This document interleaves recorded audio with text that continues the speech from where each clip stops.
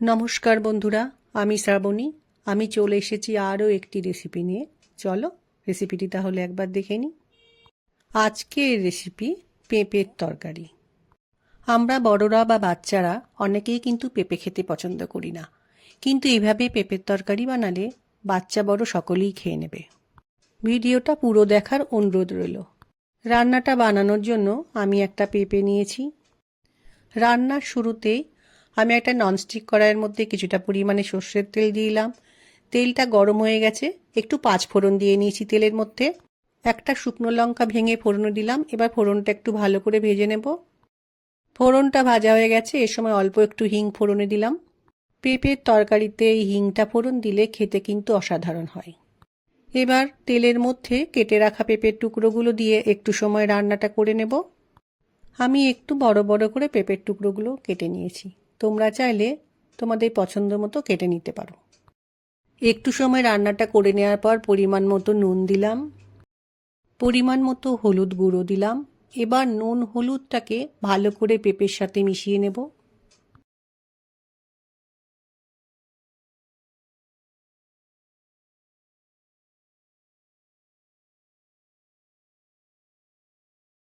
বড় চামচের 1 চামচ আদা বাটা পেঁপের মধ্যে দিয়ে দিলাম।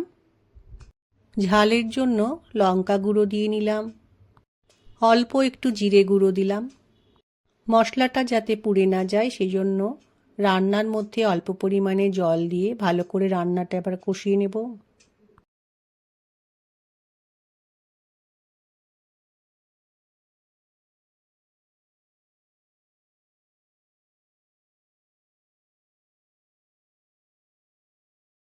তরকারি আমার খুব ভালোভাবে কষানো হয়ে গেছে, তেল ছাড়া ছাড়া মতো লাগছে।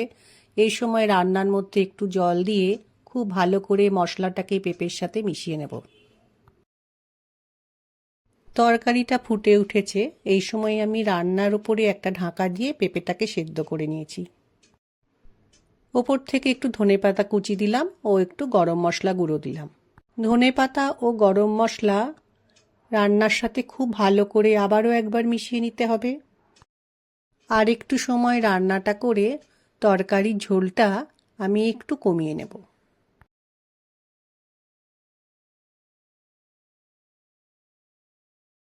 রান্নাটা আমার তৈরি হয়ে গেছে। যারা পেঁপে খেতে চাও না তারা যদি পেঁপের তরকারি এভাবে বানাও, দেখবে খেতে বেশ ভালো লাগবে। আশা করছি আজকের ভিডিওটা তোমাদের পছন্দ হবে। আমার রেসিপিটি ভালো লাগলে লাইক, শেয়ার ও সাবস্ক্রাইব করো। ভিডিওটি দেখার জন্য ধন্যবাদ। ভিডিওটি আজ এখানেই শেষ করছি। ফিরে আসছি আরও একটি রেসিপি নিয়ে।